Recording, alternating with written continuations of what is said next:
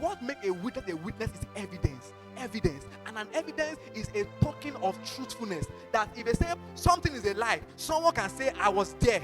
When you are noticing that God is silent upon your life, you pray and it's like, hi, God is not answering. You are not the first. You are not the first. There are many people that God was silent in their life in the Bible. But as God was silent in their life, they did not count it as defeat. Daniel was praying to God and God was silent, and they were taking him to the lion den like this. They were supposed to go and that is death. Death. Lion that won't eat him for many days, but yet he was praying and God was keeping quiet. But when they just put him inside that den, all of a sudden the mouth lion were shut.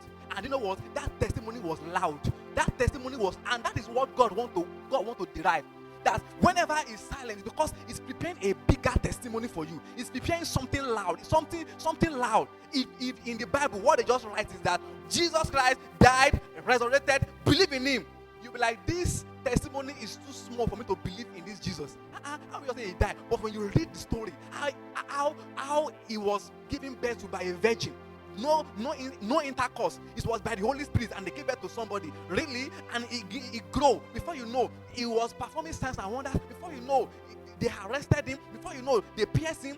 Before you know, all these stories that contribute to him dying. When you even hear it, you will feel passion, like you will feel this compassion. That guy, this evidence that is too great for me to give my life to Christ. Too great. That's why the Bible write the story there, so that you will not see it as something cheap.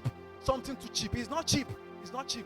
So it's evidence that makes a witness. And listen, God is giving you an evidence. And whether you are passing through any difficulty or it's like you are just moving, the total rate of your life is that God is building an evidence in your life. He's giving you an evidence.